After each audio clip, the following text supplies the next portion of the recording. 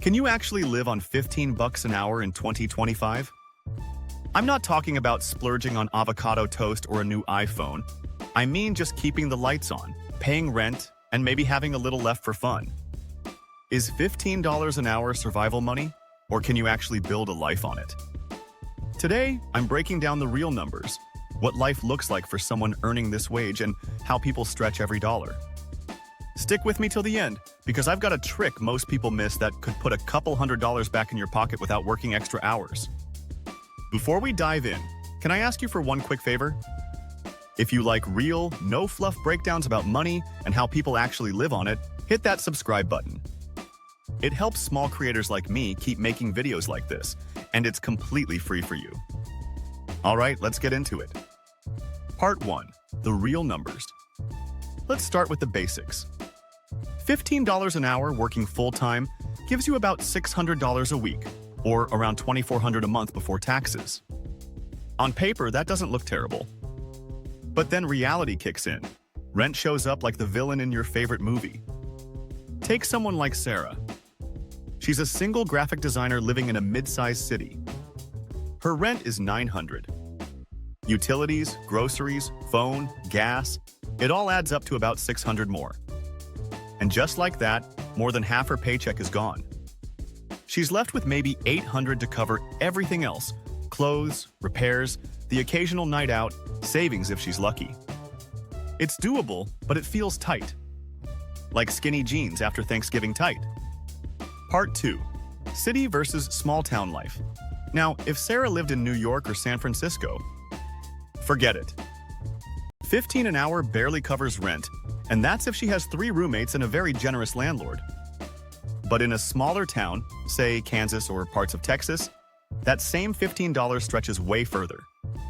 Rent might be $600 instead of $1,200. Groceries might be $50 less a month.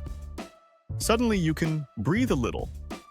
So really, whether you can live on 15 depends a lot on your zip code. Part 3. The 50-30-20 rule. Budgeting is where things get interesting.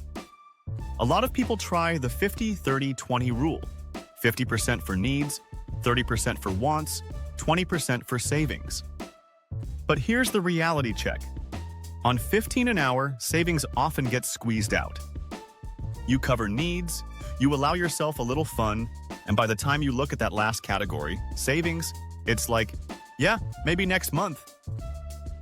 But here's the thing. Even saving $20 a week adds up. That's $1,000 a year. Not life-changing, but when an emergency comes up, it can be the difference between stress and survival. Part 4. Real people, real choices. I talked to a friend who works retail for $15 an hour. She said, I can pay rent, eat, and keep my car running. That's it. Vacations. Savings? Forget it. Another person told me they share an apartment with 3 roommates and literally meal prep rice and beans every week, just to keep costs down. It's not about laziness. These folks are working hard. It's just that $15 in 2025 doesn't buy what it used to. Part 5. The hidden costs. And then there's the stuff nobody puts in the budget.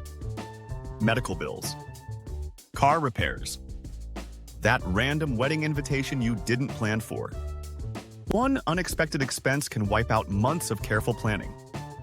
This is why people living on 15 often feel like they're one step away from financial chaos. Because they are. And that constant stress? It wears you down. Part 6. How to stretch 15 hour. All right, let's talk survival hacks. People making 15 an hour often get creative. Some take on side hustles, delivering food, freelancing online, tutoring. Others cut expenses to the bone, canceling subscriptions, cooking everything at home, biking instead of driving. There's no magic bullet here. But stacking a few of these choices can mean the difference between scraping by and actually having a little breathing room. Part 7. The trick. Most people miss. Here's the tip I promised earlier: tax credits and government programs.